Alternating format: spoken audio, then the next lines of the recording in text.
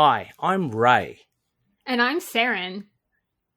We're your Spider Baby hosts from To Know Her Is to Fear Her, a Spider-Woman podcast, as well as proud members of the collective. You're listening to Capes and Lunatics Sidekicks. Enjoy the show! Hi, this is Phil, and I'm here to tell you all about the Capes and Lunatics Patreon. Don't miss out on our comic book creator interviews, including our monthly Chichester chats with comic book legend D.G. Chichester, superhero movie brackets in our search for the worst comic book movie of all time, and many, many more specials, all completely uncensored. Access starts for $3 a month, full video when you pledge $5 a month. Check out the link in our show notes or go to patreon.com/capesandlunatics. Hope to see you there. This is Luke of Perich, and you're listening to the Capes and Lunatics Sidekicks podcast. Diggity dank. Hello, everyone, and welcome back to another week of the Nightwing News. I am Phil. Joining me, as always, it is... Hi, I'm Kristen.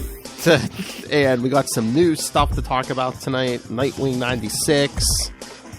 I'll mention some DC vs. Vampires All-Out War and Batman Superman World's Finest number 7. Alright, awesome. And then we also have Year 1 Batman Scarecrow. Did you get the one that's like Titans Blood something or other? No, I did not. I got that one, but I haven't physically gotten it yet. And Titans United, they simultaneously dropped it, but they didn't do that this time. I was like,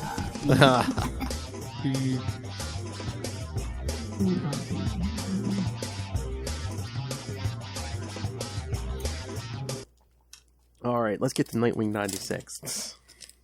Let's do it. With everyone on the cover. Amazing cover. So yes, Nightwing, Haley, Barbara, Tim, Empty Space, Damian, Jason, Bruce, Stephen Cass. Now, I don't know enough about the Brady Bunch to know if these are in like a sort of Brady Bunch equivalent spot or if it's just... No, because the girls were on the left, the boys were on the right. I think, was it? Yeah, it was the mom and dad. That kind of works then, because isn't that the joke that... Yeah, but they put Dick's in the right position for Marsha, but oh, okay. Jason and Tim should have been swapped. Oh, okay. Yeah, or else it would have worked. Yeah, it would have worked. Marsha. All right, so remember last time, kids, the Haven's burning. Blockbuster is unmasked Dick. Wait, I just want to say, hold up. What do you think about? So I'm excited for the new Tim coming out, but the world's greatest Robin returns. I think that what they mean and how they should phrase it is the world's best hero that is Robin right now. Oh yeah, that's catchy, Phil. Well, that's what I'm saying. That's why they didn't phrase it that way. But so it's between Tim and Damian. So of course Tim's the best Robin at the moment. Yeah, I thought. Well, I mean, when I first read it, I was like, "What?" But I mean, of course, it's a marketing technique. You have to, and I can see. I mean, for world's greatest Robin, I mean, clearly Tim is Dick's main competition. So. Oh yeah. So do you want to talk about that when it comes out? Next week.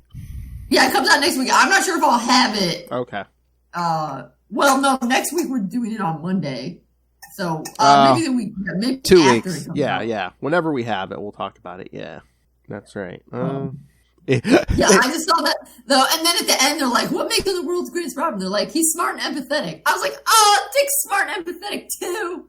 If you look at this, Tim's smarter, but I think Dick's more empatheticer. If you look at this solicit, yeah, that's what they're going for because it says, "Step aside, Damian. The world's favorite Robin has got this." Yeah. So. Yeah, it's basically just the thumb their nose at Damian. I know, but oh yeah, I guess that's true. The world's greatest Robin. All right, so. But anyway, I was like, but I mean, like I said, Tim and Dick, they're right up there, and I can understand. I think Dick makes a better sidekick Robin because they have a lot of stories where he's younger, and of course, most of the time he was sidekick Robin. Mm-hmm. Tim's stories as a more independent hero were better, I can admit, than Dick's 1940s stories as an independent hero. So, yeah, we see Barbara riding into town. Again, we get Dick with Blockbuster. I have to say, this is such a minor criticism, but I'm not sure I like Barbara's really dark lipstick. Yeah, that was weird. I'm like, I never noticed that before. I'm like, is she doing that for the costume? I guess, but yeah, I think it that's must weird be for the costume, but I don't know. I'm not a fan. I mean, I'm kind of not a fan of lipstick in general, but whatever. But yeah, the dark is weird. Yeah. So Dick's like, oh, you think I'll go down easy? And Blockbuster says, oh, I'm calling in Electrocutioner, Brutal, and all his soldiers. So Dick's like, that sounds like it will take a few minutes. But I liked how he said, how when he finds out that Nightwing and Dick Grayson are the same person, he says it's like a Russian nesting doll of vermin.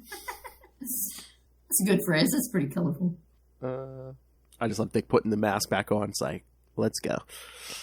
And Barbara's like, I can be there to help. And he's like, no, get everyone evacuated. And he's like, everyone else has to stop all those other, criminal operations he has going on now. He's like, and honestly, I'm okay with taking him down alone.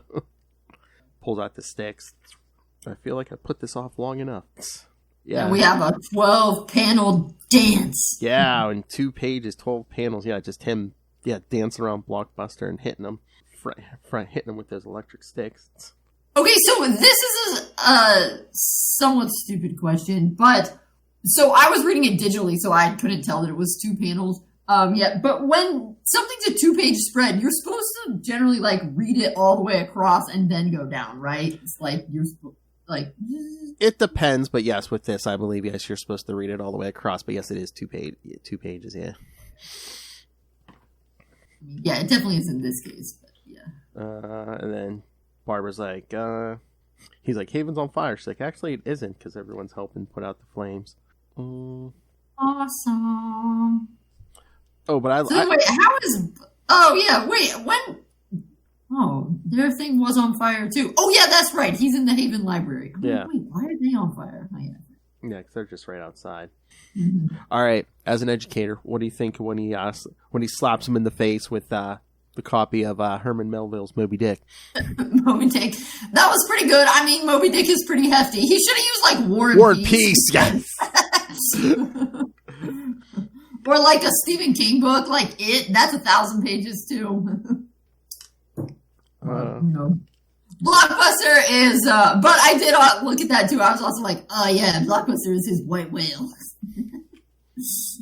But yes, he's trying to get Electrocutioner and Brutal in there, but Barbara and Kate stop them at the door, and they're like, here, wait, before you go in, I think you should definitely see this first. You're going to want to tell all your friends.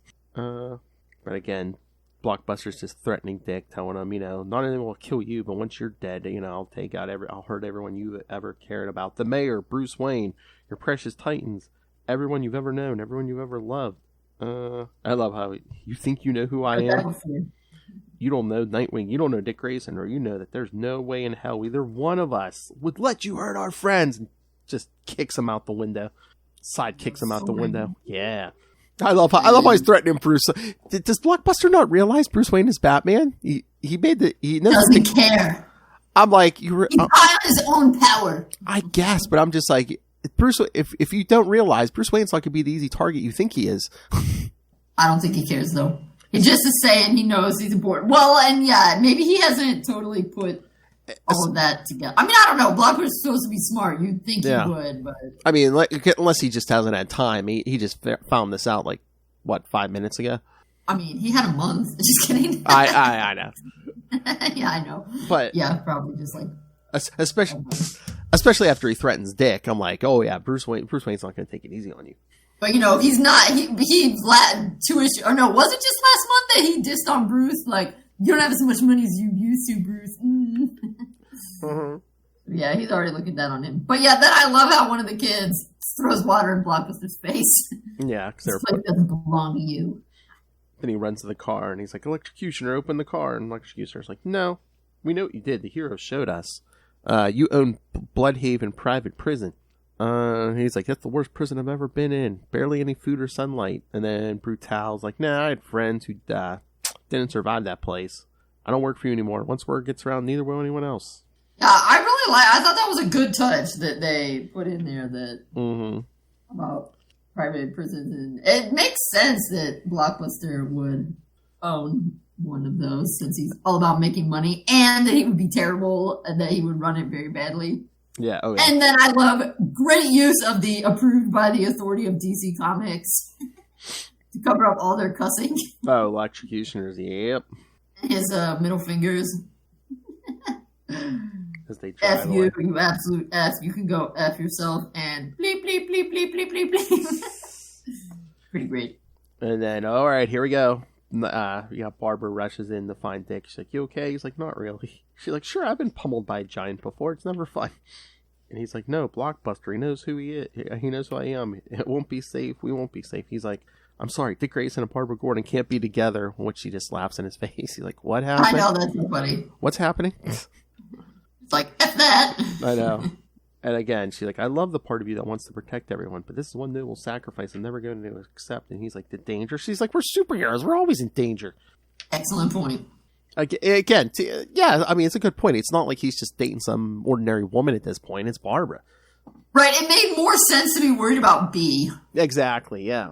Yeah, it's like, if you're a superhero and you're going to date someone, obviously date another superhero. They can take care of themselves. Exactly. And then, yeah, this was really great. Dick, I'm going to say something, and I will mean you need to fight a lot of Bruce's more toxic programming along with your own stuff. You're allowed to be happy. And frankly, so am I. Are you happy with me? My life has been in constant danger for months. I've been shot at, beaten, blown up, and I think this is the happiest I've ever been. Let's keep that going. Oh. Oracle, Nightwing, Batgirl and Robin, Dick and Babs. And then she says, forever. I'm telling you, wedding coming. I'm calling it now. Sounds pretty perfect. No, and then this is so cute. I don't want to give you a big head, especially since your mask has already popped off once today. Great line. But you're worth dying for, Boy Wonder. Aww. And then they kiss, and look, she's grabbing that butt. I just wish she was still taller than him. She used to be taller than him. I know. That's when she was older than him. Whatever. She's a full-grown woman. She could still be older than him. I know. Taller than him. I know. I guess they just want to, like, differentiate because, Corey is taller than him. It's fine. I just thought it was kind of cute that he dated taller women. And then... Oh, we see, yes. We're not going to have to worry about Blockbuster. Yeah, exactly. I was, like, not sad. I think we called this last month. It's like, yeah, heartless, well, sucks out his heart. Yep. I love that. I killed you. You did. I got better. I love he's like, yeah, I had to modify the machine for your dimensions. I have a use for your heart. It will just be beating in my chest. Your city's mine now. Oh, yeah. So that's it. Blockbuster's gone. So once again, for the second time in history, during the the issues of not in the 90s range of the Nightwing book, Blockbuster finds out his identity and is killed again.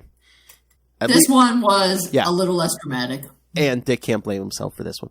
And definitely less traumatic. Yes, Dick cannot blame this one. Wow. Much better interaction with the female partner this time. Yep. Thank you, Tom Taylor, for writing this. Doing it good this time.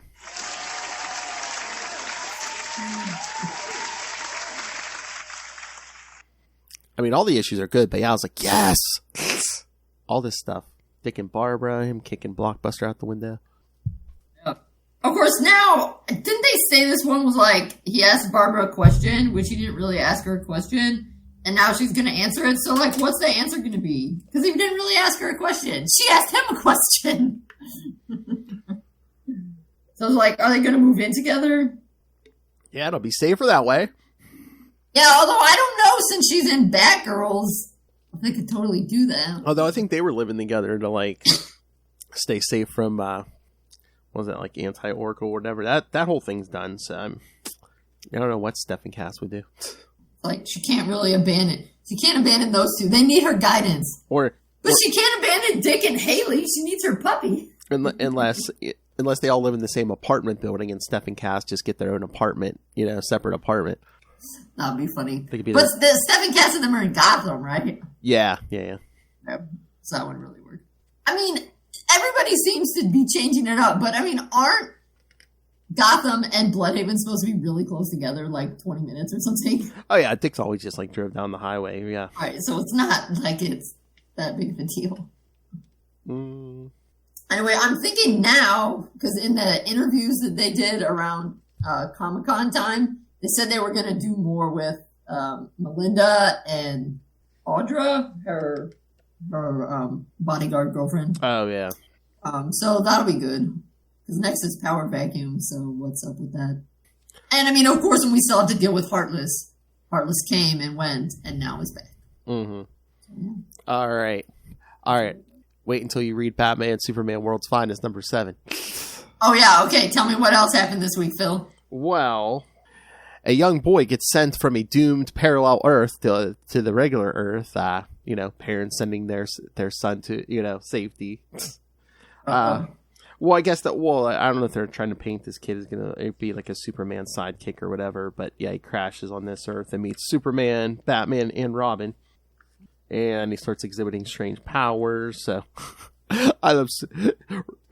Batman goes to check something else, and Dick's like, "Are you taking him to the fortress?" He's like, "Can I come?" Look at Dick sitting on his shoulders going, up, and away! The other kid looks really scared. Well, he's like, "You can fly." Yeah, this kid has no idea what's going on, but... Oh, yeah, poor kid. So they go to the fortress, but yeah, Superman has them being examined in the bottle city of Kandor. Of course. They had to shrink down.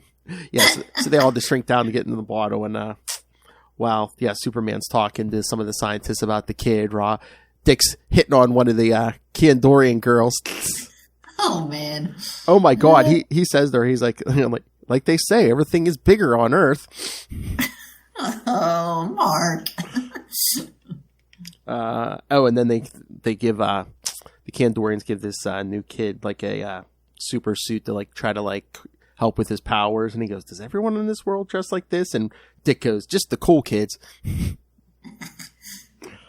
But no, they find that there's a version of his parents on this Earth, but on regular Earth, the version of him died when he was 3 years old. So Batman's like, "Don't be like opening, don't go back to them. You're just gonna open up those old wounds." And so then they all go back to the Batcave, and the kid's all depressed. And Dick's like, "Here." He takes him in the Batcopter and says, "Here, I want you to here, come to this mountain. I want you to meet some of my friends, the Teen Titans." All right. So nice. Is that how it ends? That's pretty much the end. Yeah. I guess next issue we're going to be getting the old school Titans. Well, yeah, I think he's called like Boy Thunder or something. That's what yeah, they haven't named him yet in the story, but that's what the cover says. Yeah. Yeah. So I think he is supposed to be like a Superman sidekick. So we'll see what happens. Yeah. Yeah, Supergirl, is she gone now? She hasn't been in several issues, has she? No, but I mean, if Mark goes with like the classic run, like there were times where Superboy and Supergirl would time travel and like have adventures with the Legion of Superheroes. So she could be in the future. She could be having her own stuff. Okay. Yeah. But then also DC vs. Vampires All Out War number 3 was out this week. Again, there really wasn't an appearance of Dick in the main story. Although we did see Starfire. The vampires had her prisoner. Right, because they can use her blood for stuff. Yeah, and the one guy, what's this guy's name? He wasn't familiar, but he has like radiation powers. Like he can absorb like UV energy from the sun, but since now he's a vampire, it hurts him, so he's able to like charge up more painlessly through Starfire. But the heroes freed her. But no, the backup story. Once again, we're getting the next part of the origin of King Nightwing. Oh right, yeah. Basically, Dick finds out he's been betrayed because Melinda. They turned Melinda. Melinda's already a vampire. Oh, so okay. Yeah, so Because he's like, wait, resorting to blackmail, traps, and brute force, you really are, old Bloodhaven. So he figures out he has to fight his way out of this, and because all the vampires start to attack him, and he's like, really should have stayed in bed. I really should have worn my Nightwings. But he starts. So he's not Nightwing when he. No, he's not wearing the suit. Yeah, no. Oh. Because but he starts making like wooden stakes because he's just keeps telling himself they're already dead, they're already dead, they're already dead. But no, they literally like overwhelm him, and then they you know the I guess the queen or whatever, the leader of this, they all drink his blood. But then once he becomes a vampire, he kills the queen. Because even Melinda's so that's how he becomes a vampire king. Because Melinda's like, you killed Pandora, the oldest and strongest of us. He's like, I had no choice, but it was too late. I couldn't stop it from happening. I couldn't. And then he's like, oh, where's Mary, Queen of Blood, who the vampire sect wanted him to kill before they turned him. And he's like, no, I don't kill. So, but yeah. So I'm assuming, yeah. I wonder if it's being a vampire corrupts you. I think so, yeah. Like, as the longer you are a vampire. It's probably like in Buffy the Vampire Slayer. Like when you become a vampire, you lose your soul and stuff. So, but yeah. So I'm assuming that's how it's going to go. Is he's going to just start killing all the leaders of the vampire nation, and then I'm sure they're going to start. That's when they'll start going after the superheroes and stuff. Oh, but we did see Damian wasn't in this issue, but he had someone working on the inside, a vampire working on the inside against the vampires. Kate Kane. Oh wait, we know it's Dick, or we don't know? What?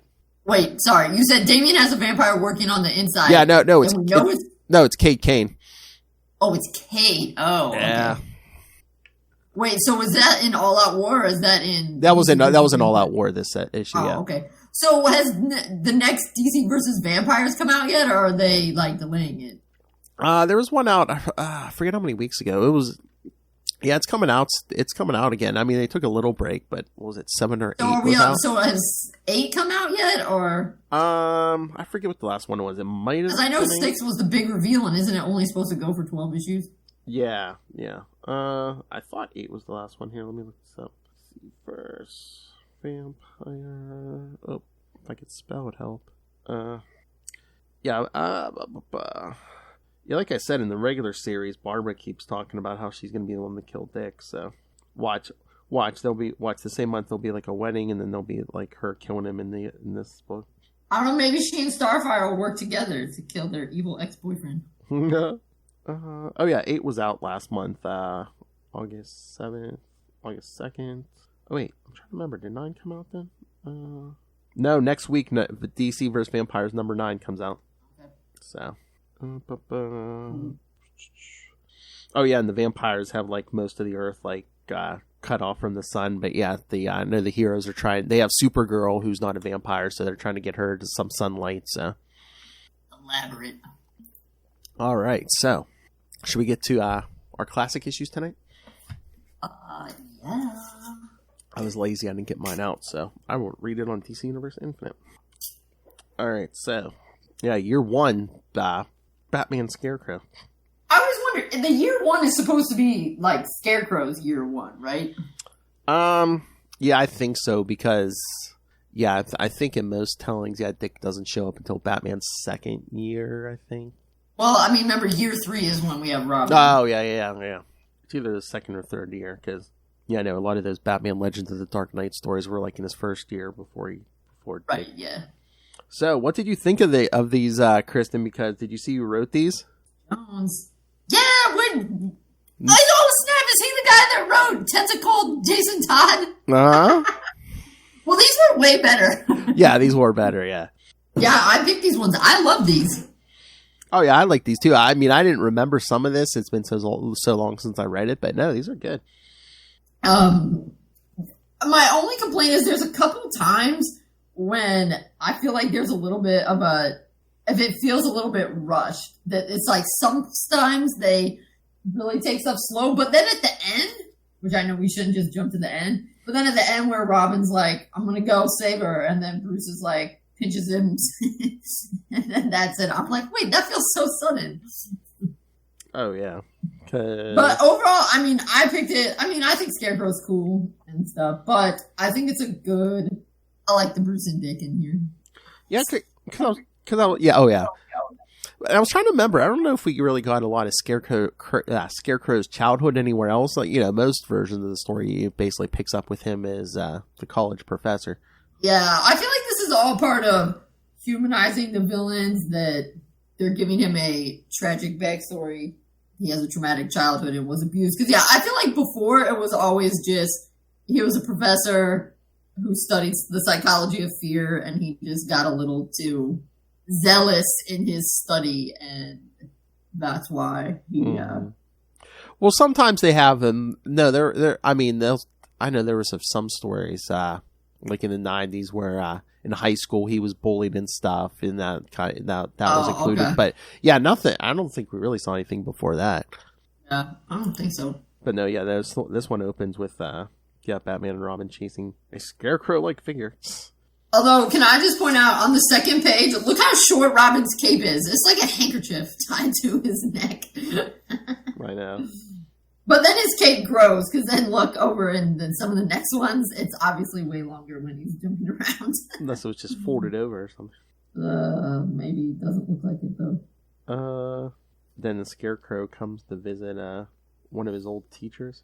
The hilariously named Professor Pigeon. I know. I was like, really? Of course it has to be a bird professor. Of course. Get it? Yeah, Scarecrow's gonna scare him. Yeah, no, this one's pretty much starts with Scarecrow's birth. Right. The other thing that slightly confuses me, but, whatevs, is I kind of can't understand how they kind of act like the Scarecrow is so old, yet his mom gave birth to him, and now she has another baby. Yeah. It's like, obviously I know it's possible. It's just the way they acted like, Scarecrow's so old. It's like, he can't be that old if his mom is still having a kid, although she would be old. So, yeah. I mean, I think they have him being born in the late 70s, as this is 2005. So I guess he'd be like, say he's 30. And I wonder too. It's like, it seems like it's such a scandal that his mother had him and stuff. So I wonder if she was a teenager when she had him. That was part of the how horrible. Yeah. Yeah, I mean, so I'm saying, it's possible. Yeah. I'd say she could probably be like 45 or something. Yeah. Which is possible. It's just the way they talk about like how Scarecrow is so old. It's like, he can't be that old. So basically it's just like he gets taken in by his great-grandmother? Yeah. Yeah, great-grandmother Keeney didn't take her daughter's advice. But yeah, leaving the old woman to decay in an antebellum mausoleum. She had neither the money nor strength to maintain the child, however. Maintain, I said, not love. So yes, he's basically telling Professor Pigeon his whole life story. Yeah. Which is convenient for us. They find a rental slip for a fake Scarecrow that they found. Batman and Robin. And Batman's like, the address, Robin. Hey, where do you think I got my threads? That was a joke. I know, right? Also, when they go inside the shop, don't you love how there's the Superman costume in the background? Yes. So they asked for the guy signed John Jones. Why don't I believe that? But the guy's like, yes, come back to me once it's deposit. And Batman's like, that don't bother, but if you do, call fingerprint and handwriting comparison. So yeah, not only did the great-grandmother basically just made Jonathan Crane work the fields, and yeah, then she was like a super Jesus freak. I mean, which fits since they're from the South. Yeah. But then they show the kids picking on him too, because once again he loves his books, which we've seen before. Emphasize how she's overbearing. She punishes him for reading books. Yeah, that perverted James Joyce. Yeah, it's just tortured his whole life. Though then she takes him to this wasn't a real chapel, but the pride of Georgia. Exotic fauna imported from all over the world. But grandfather Keeney blew his brains out in the fruit cellar. Mother hanged herself soon after, leaving us to fend for ourselves. Me, Marion, her wayward daughter Karen, and now you, Jonathan. So basically, she locks him in this crumbling chapel overnight. Yeah, but it turns out it's really an aviary, and she gets the crows to attack him. Yep. Then we see more back in the Bat Cave. Yeah, Bruce. They're talking it out, and I like this. Of course, something else is troubling you, Bruce. Talk to me. It's not about the killing. Guy dresses up as something horrific, goes out in the night, terrifies his enemies. He's acting out from deep visceral trauma, probably childhood. Sound like anyone you know. Mm-hmm. So then they're at a bar, and Batman's interrogating Guy by throwing him across the bar. So he's stressed out because it's like, somebody's gonna have to pay for that. And he's like, what's the matter with your friend tonight? So Robin smooths it over at the bar. And then their next stop, I love that Batman just coming through the skylight. Now that dude's trying to run and get him, and Robin, what do they call that? Clotheslines him? Yeah, excuse me, hello. What happened to buy the numbers? I love it. We did it by the numbers. Yeah? Well, it's a big city, and Batman, meaning, if we're gonna beat up the whole town, I'd like to bring my lunch. Yeah, wait, I don't totally get that. I mean, is that some, extra funny joke, or is it just that he's saying, if we're going to be beating up a lot of people, I want a snack? I think he's just saying, it's gonna take a long time. Okay. So I was like, is that, just that, or is there some other, extra funny meaning in there? And then, then Batman's just still brooding, and Dick, want to talk about it? No, I want to catch this lunatic. And then we get the truly freaky stuff where he goes downstairs and sees why his granny can get the crows to attack him, because she's making some freaky potion and putting rat's blood on his clothes. Yeah, so the crows attack him. Yeah. I was like, this lady is messed up. Oh yeah, once again, like you said, just the whole religious. And I think she's probably half senile. I think more than half. But it interests young Jonathan in chemistry. Yep. So then this is one part that I find slightly odd, because Dick he's still Robin, and at one point, he is only coming up to Bruce's shoulder. So he's obviously a child. So when he's laying there, it's thought we were calling it a night. And Bruce, don't let me keep you. I was kind of surprised that Bruce hadn't been hey, go to bed. Mm-hmm. Don't have to snipe at me, Bruce. I want to catch this fruitcake, too. A guy, 6'3", and skinnier than Alfred's kneecaps. You'd think he'd stick out in a town the size of Gotham. Here we sit without a clue. What you say? It's wait, Bruce?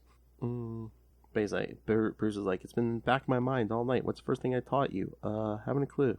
No, T says been pecking at the back of my mind all night.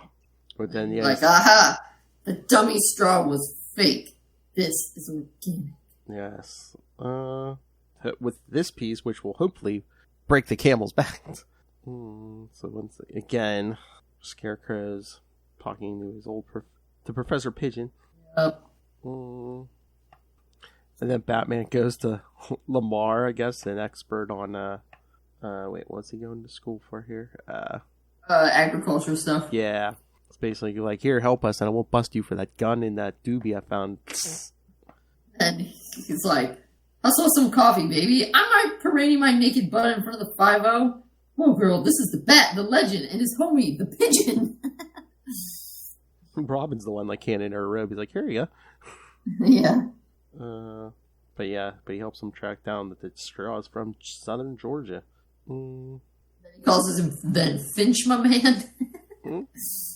Oh, but yeah, also, that cracked me up because, this is from 1976. Ancient. It's not that ancient. And the girlfriend in the background just, touching Dick's nose. Oh, you're so cute. I know. So, yeah, Batman tells him to print it. And then we get another flashback where basically... So, I guess, is this when... Wait. Yeah, this is why Jonathan gets fired, because he shoots somebody in class. well, he shoots a gun off, but yeah, it's hey, someone's gonna get killed. Yeah. That is the kind of thing you can't really do. But again... It's frowned on. Yeah, but again, he's he's blaming Professor Pigeon for not sticking up for him when they voted him out, and he's yeah, it still would have been 1 against 7, Or no, 7-1. Yeah, and it's like, maybe would have saved him. But, dude, you obviously showed questionable judgment. I'm not sure if you're the best one to be teaching. He's a narcissist. So yeah, Batman and Robin fly down to Georgia. In the jet. The house looks abandoned, but the bed... No, but let's admire Robin's little jet helmet. Ah. On it. It's so cute. But yeah, like and then that's a pretty spot-on reference to Gone with the Wind. I'll never go hungry again. But yeah, the old mansion looks abandoned, but there's a bedroom that looks like a child's bedroom. Looks really clean. They said it's not dusty or anything. Somebody occupied this recently. Dang, in this, the way he's drawn a lot in this comic, Robin also looks skinnier than Alfred's kneecaps. Exactly. Look at him in that picture. He's tiny little toothpick legs. He's got the short cape again when he's looking out the window. Yeah. And when he's by the bed, too. Scarecrow's tying down Pigeon and giving him another injection. Yeah.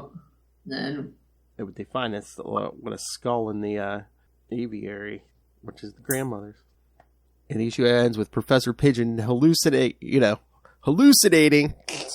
that he is being eaten by lions. That's right. Which is pretty intense, to say the least. But yeah, it's kind of like that's all interesting. But it's like the second one moves much faster than the first one, because it's like he just kills the one guy in the first one, and then all of a sudden the pacing feels kind of different between the two. Mm-hmm. But yes, then the plot thickens because then we find out we meet his mom. Yep. And her piece of crap husband. Yep.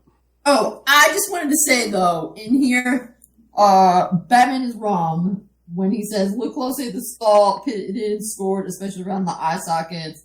He says, measles, chickenpox scars, human disease doesn't penetrate beyond the epidermis. These are wounds.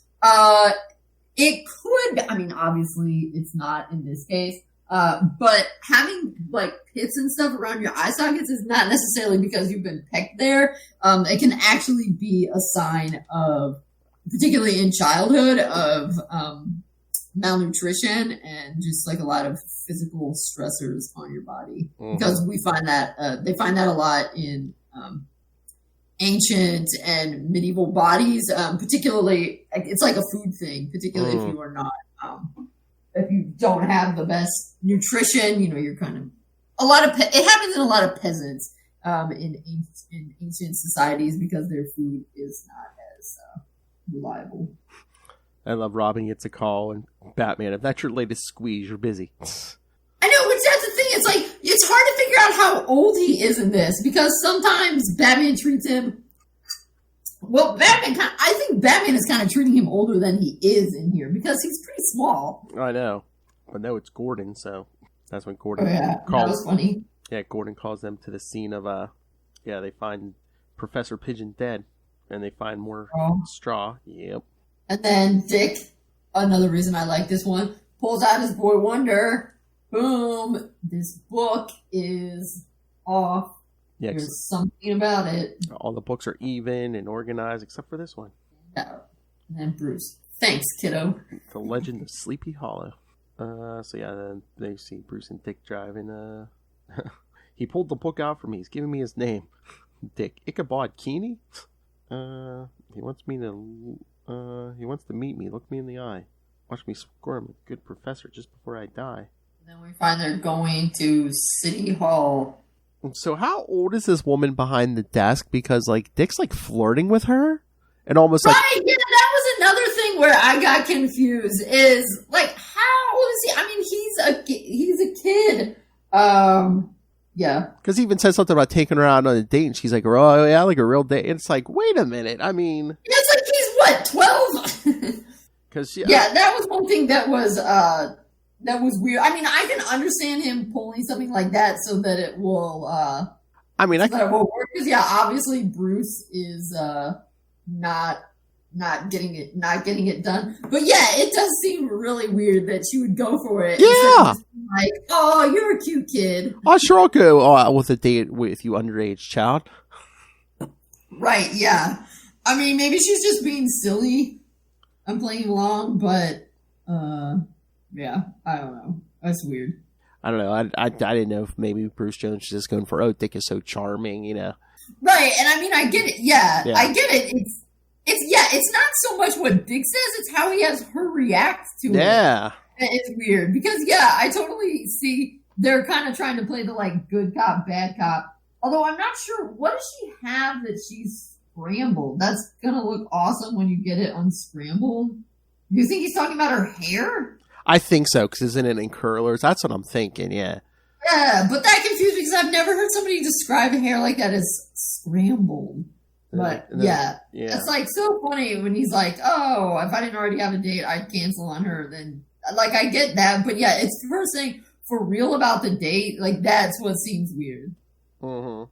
It seems that she would just know that he's a kid, that she should just be humoring. It feels like she was just humoring him, and then so I don't know. But yeah, then how Bruce shoves him out of the way.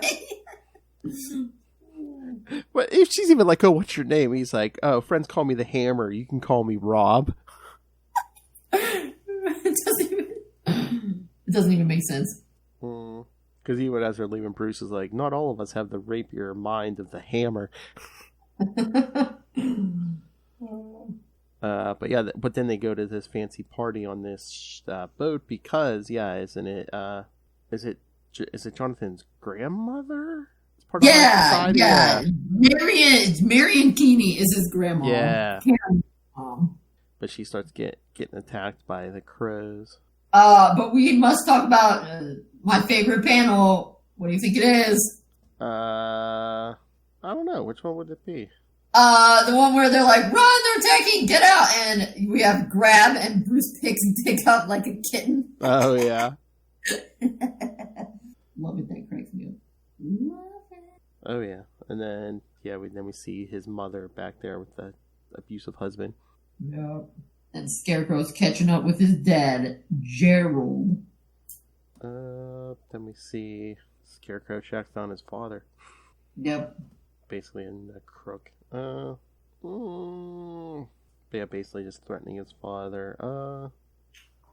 Yeah, and we find out his dad sucks and stuff. Oh, yeah. They say he's basically a criminal that just left them. Batcave. Batman showing up to Dick. Hey, what's on here? And they realize something's up with the cell. And it's lysergic acid. Dun, dun, dun. I love it's just like, curious bird are Mr. Batman in some elliptical ways, not unlike myself, darkly introspective, brooding, clearly traumatized in early childhood. I'd like to meet our bat friend one day. Wait, where is he? Oh, but then he's gassing the father. Is he taking him up the building or whatever? But then they're saying only the grandmother got attacked by the birds, even though they saw birds attacking everyone. Yeah, then it turns out she wasn't ripped apart by the birds. Everyone was hallucinating. Yep. Hallucinating the most. Fog machine. And then Bruce is having another moment of doubt. Why can't I get this guy? Maybe it's me. Don't go there. If I'm afraid to think like he does, Dick, because you're too much like him. Is that what you believe? No, big guy, that's what you believe. You loved your parents, lost them, and feel deep visceral guilt about it. Our guy probably killed his parents, lost his mind, and feels no guilt whatsoever. You're not like him, Bruce. He's not totally off. I mean, he hasn't killed his parents yet, but he's working on it. He killed his grandma. And his grandma. He doesn't feel guilt, although they suck, so. Also, can we appreciate, we see it more on the next page, how Bruce has little, like, Batman signature workout clothes. Exactly. That's pretty funny. Computer shows 17 Jonathan Crane hits within Gotham City limits. There's 17 Jonathan Cranes? I mean, I guess. Gross. Jonathan and Crane are not that unusual names. Yeah, but 17? I mean, if he'd been named Ichabod, I bet he'd be the only one. Yeah. A grocer, insurance salesman, professor of psychology. That guy, bring up his foul. Pigeon was professor emeritus of psychology at Gotham State. Dick. Touchdown! Crowd goes wild. And Scarecrow has his father on the edge of a building about to fall. Of course, the dad falls off, but Batman saves him. Chronic phobia from insects. Yeah, the father falls. Batman catches him. Scarecrow takes the elevator to the bottom. Father, you do get around. Then then Batman and Robin come crashing, and finally, the big guns. He wants to give Batman a token of his self-esteem. One fetish dressing neurotic to another. But then Robin kicks him from behind. So is that an accident, or is that on purpose? Like, Dick, gasses himself? Yeah, I'm not sure. Because Batman's saying, Robin, don't, but... Yeah, I mean, I'm not sure, I was like, you'd think he would have heard it, but... Or not held it right up to his face, yeah. Yeah, I don't know. But yeah, so Dick gasses himself, and then he sees Scarecrow and Batman as both of them appearing as Batman. Yep. But then he thinks he's figured out which one's the Scarecrow, because he has a vial in his hand. But he was wrong. But yeah, at least Bruce doesn't blame him for stuff in this one, because Dick's like, sorry, he had me seeing double, and Bruce, no, it was my fault. I wanted him caught but unconscious. Shouldn't have gone for my mace can. Confused you. Bad call. Oh, right, yeah, because it was it was mace, but he thought it was another canister. Yeah. Batman, you really that scared of me? Yeah, in a God-fearing kind of way. Yeah, I know, that kind of was one thing that weirded me out a little bit. Yeah. In here is just that he would see. I mean, I don't know. Was it like you're afraid of disappointment? I don't know. It's different from the fears that everybody else has. Yeah, I don't know if it was just be afraid of disappointing him in a father. As you'd be disappointing a father. Yeah, and I mean, he did say it was a slightly different version of it or whatever, but yeah, it's like the other people, it tapped into kind of their most visceral fears, like his dad with the bugs. It wasn't like, oh, it's my guilt of being a terrible person. So Dick wants to go down and let's go. Bruce doesn't want him to go when he goes for Scarecrow's mother, so he gives him the Vulcan neck pincher. Oh right, yeah. So yeah, what is he? Because Bruce is the one that says you aren't practicing someone somewhere is, and when you meet him, he'll beat you. And he says you are afraid. Is he just he just wants to? Yeah, and Bruce is trying to study up or whatever. Well, they're talking about the mother, so I'm assuming that's where they're planning on going, but because Bruce is like, oh, where are you off to? And it's late. Right. I mean, I guess I'm wondering, it's weird to me why this is the quote that he uses to say, I don't want you to come with me. I don't understand why he's not I don't know how it's you are afraid every day. When we meet people who aren't and do what we do are like him. You don't want to be like him, do you? And he's like, if it'll help save a woman in trouble, I'll take my chances. Your chance, Dick, you won't get another. He doesn't want you anyway. I don't know. This conversation just slightly confuses me because it feels really extra negative and fraught when Bruce could just be like, Dick, you just got sprayed in the face with fear gas. I think you should stay and recover. Yeah. So Bruce goes alone. Scarecrow's mother's getting threatened by her husband, but then gets a knife in the back from the Scarecrow. And then Scarecrow's about to shoot his baby sister. Batman disarms him. But then he throws something on the sister. Mace or something? No, I think that's the gun getting knocked out of his hand by the batarang. Oh, okay. That makes sense. Yeah. But it seems like Scarecrow's, I don't know, gassed Batman somehow. I don't think we see it, but well, yeah. I think he put it in... didn't he say put it in the air conditioner? Well, I thought that's what Batman does. Because we see Batman doing it outside before he comes in, but no, because he sees his father, of course. Scarecrow's like, the father. Right, so it's is Batman faking it, or is he just... It almost seemed like it, but that's when Scarecrow sees his dead grandmother coming up out of the floorboards, and he's just like, wait, how did you manage to gas me? And Batman, air conditioner.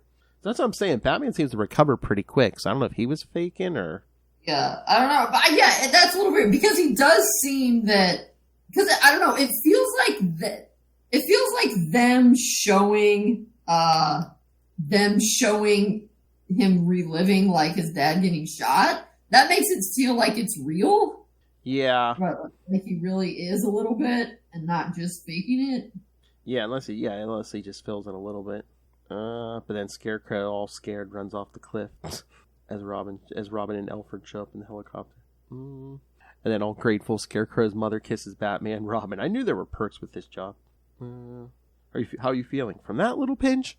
Robin picks up the baby. Now that's a picture. Sweet. How'd you like one of those, Batman? How'd you like another little pinch? I think this is cute, but it also feels so random. Yeah. But I like the panel. I like Robin's face as he hangs onto Batman's arm. Yeah. And then at the end, everyone was looking for that deed to the property, and I guess it was. Did great grandmother have it in her hand? Yep. Her headless body, because they did find her skull. Yep. Yeah, this one was good, but there were some weird parts to this. But could we expect anything less from Bruce Tentacle Monster Jones? I guess not.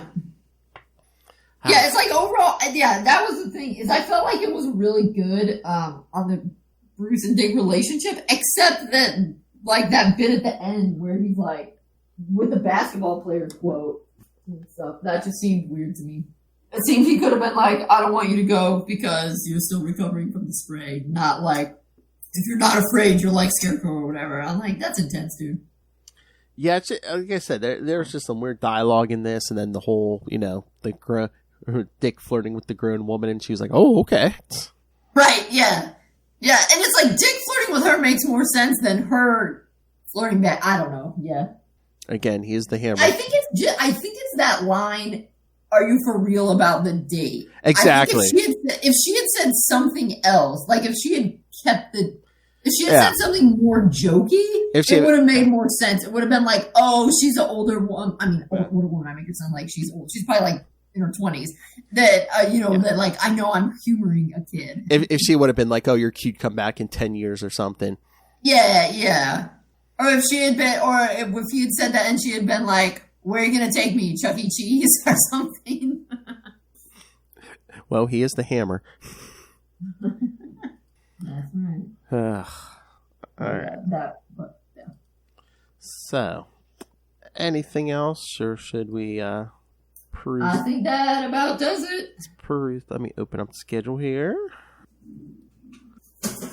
Let's see. We have.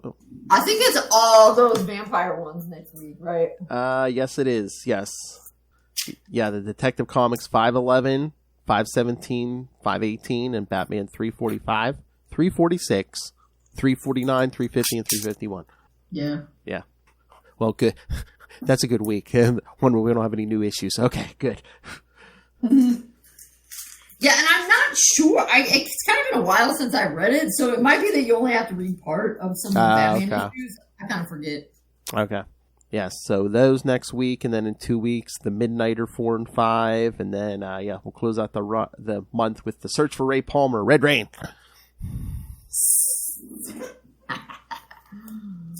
All right, kids, so yes. The Halloween season has started. That's right, it has. That's right, kids. So send your thoughts. Email us, CapesandLunatics@gmail.com, or call the voicemail, 614-382-2737. That's 614-38-CAPES. And remember, you can follow Nightwing News on Facebook, on Twitter. Join the Nightwing Facebook fan group. Find links to all the various social medias for all the DC and Marvel shows we do. Links to the YouTube channel. Again, everything we do gets a video, so smash that subscribe button so you don't miss a second of any of it. Smash it! I know it's been business as usual over here, but yes, September was wild and crazy, so subscribe to the YouTube. The Patreon, again, we're paying for this out of our own pocket. Every little bit helps, but $3 to $5 gets you early access to creator interviews, including the monthly Chichester Chats. I got the good mic out for you guys. And superhero movie brackets, because Lilith Hellfire loves our pain. The upcoming, the September episode was The Phantom vs. the Spirits. And then at the end of October will be Spawn vs. Meteor Man. So subscribe now and you get all those and the previous episodes. So please subscribe or pick yourself up some Capes and Lunatics and Capes and Lunatics Sidekicks merch. Find it all at Linktree, linktr.ee/Capes and Lunatics. And if you're looking for an impressive book to smack a supervillain with, pick up Dick Grayson, Boy Wonder. It's on Amazon. It's informative. It can be a weapon. It's everything you need. All right. Thank you for joining us. And all around time and space, this one. The present, past, the Georgia.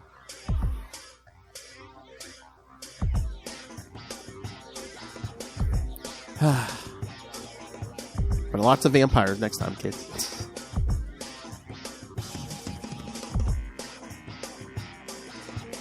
So is that early 80s, those issues? I think so. Yeah. I was going to say, I know they're pre-crisis. Yeah, I was pretty sure they were 80s.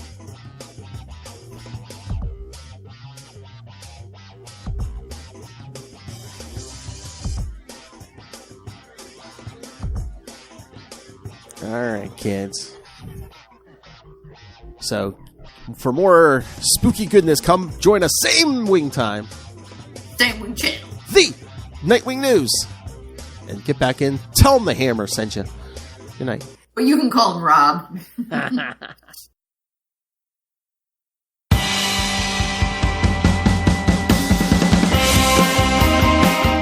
Hi, I'm one of the High Priests of Khonshu Ray, and I have the sacred privilege of providing you, the loony listener, with a podcast honouring Marvel's very own Moon Knight.